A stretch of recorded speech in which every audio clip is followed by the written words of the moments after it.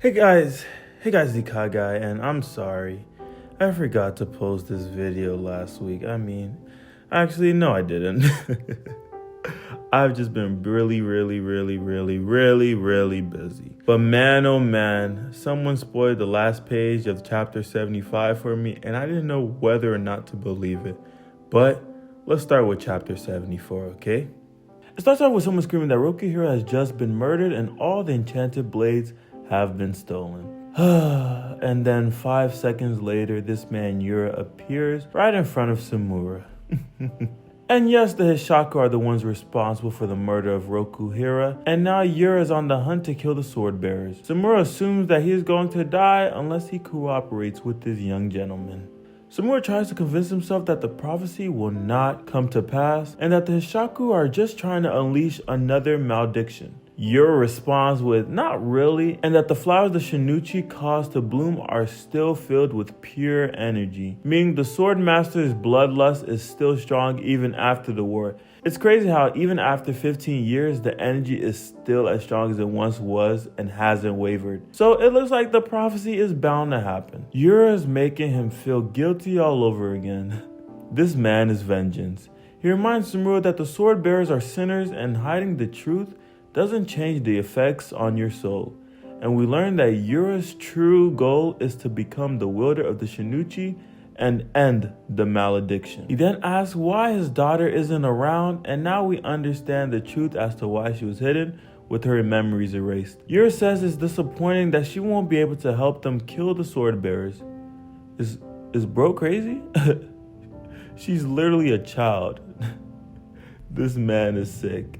YURA proposes that they work together and start anew. Samura's first instinct is to kill him, but he knows that even if he were able to, this only makes the issue that much worse. And yup, Samura dropped his daughter off with her aunt. But once Rokuhiro was killed, the Kamunabi started watching her, and then we see that Ro and his crew started the sealing process to erase her memory. We get to see her inner thoughts about being Mr. Samura's daughter. And even though it was mostly bad, she loved every aspect of it, good or bad. And wow, that's the type of kid you want to have, a true ride or die. And this paper pretty much sums up her childhood. This is a tragic situation all around, but that's literally life. You gotta love your family in sunshine and in rain because both will come. And now the seal is broken as Chihiro and Hirohiko finally arrive on the top floor, and boy, Hirohiko is having a tough day against Chihiro.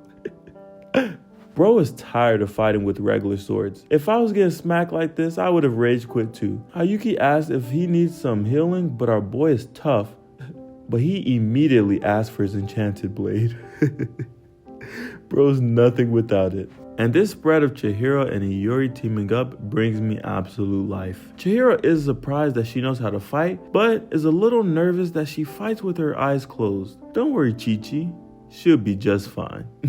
And dang, Iori recognizes his presence and realizes that shit is about to get serious. Chihiro tells her that her dad is on the way to kill the contracted sword bearers, which includes him and Hirohiko. She was sad that no matter how much she struggled, her feelings could never break the seal and reach him. And dang, that's gotta suck.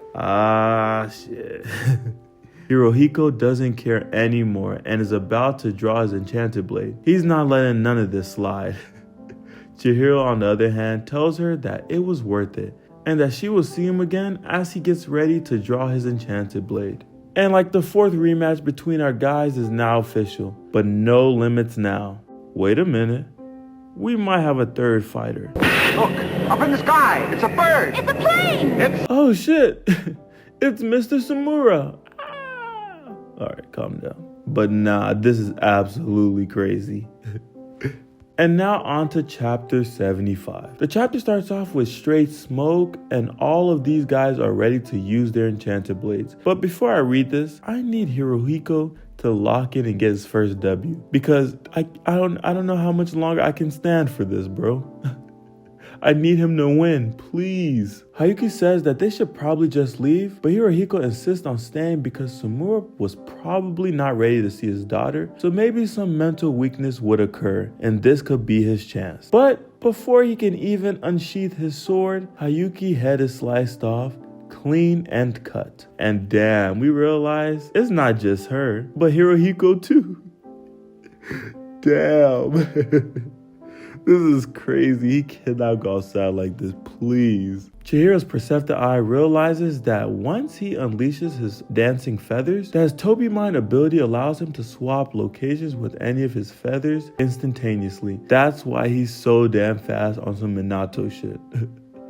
And uses the Kuro ability to cut the feathers around him. Sumura asks Ro if they broke the seal, and now Sumura is cooked. Iori screams why he hasn't mentioned anything to her, yet after all this time, and here comes the mental nerf. I knew it was coming, I could just feel it. And we see that everybody is starting to feel a bit woozy. We learn that Hirohiko in fact is not dead, but has unleashed Banquet, which causes intoxicating hallucinogens that affect the body. And a little side note, there was a Twitter thread about Hirohiko and his sword. So the Kamuri is imbued with the spirit energy formed by women who were engaged in prostitution. With this knowledge, we can infer that Hirohiko didn't just suffer physical abuse, but also sexual, which led him to killing that perpetrator. With this, we can infer that the blades might represent a specific war crime that happened in the Sete War. This Kagurabachi Twitter community is actually very smart. Hex also suspects that this may also apply to Uruha, considering he wears makeup, and that makes a lot of sense. Shout out to Sable Eye Enjoyer for this wonderful insight. Even Sumura's slicing was an illusion, and he probably didn't realize it because his daughter had him distracted. And it seems that the hired assassins must be immune to his poison, or maybe he can self-direct. And yup, it's a full-fledged attack against Iori, but Mr. Sumura comes in and slices them with ease. And Moku then asks who's gonna chase down Hirohiko, and of course Chihiro is gonna task himself with taking out his rival. Hayuki pleads with him that they should go ahead and leave, believing that there's no point in risking their lives. However, Hirohiko is not hearing none of that shit. That man does not care. He wants straight smoke. He does not dodge and he does not waver. He gets his ass whooped, but you can't say he doesn't have heart. And in less than 5 seconds, I swear, this man Chihiro shows up on the same damn floor, just aura farming. Also, the fact that Chihiro knows the abilities of the Kamuri also gives him an advantage in this battle. So he already has counterattacks set in place for this pink-headed demon. They waste no time and get straight to action. This is going to be exciting. The story then shifts over to Tokyo as YURA and his right-hand man are having a chat about wisely using their greatest asset, which is Mr. Sumura. His fate is to be sacrificed, and one of the keys to sealing his fate is capturing his daughter. He also mentions something about firing arrows into the Kyoto battle. Don't know what he's talking about, but seems scary enough. And boy, deep down below them lies the Shinichi and the Kaminabi headquarters. A full-on raid. These boys are about to get active. And I still don't know this guy's name, but we are about to find out. And what the hell is YURA doing? As he starts to dismantle the core of the earth, and he seems to be summoning something. And I have no idea what is about to happen, but the stakes are being risen to an all-time high.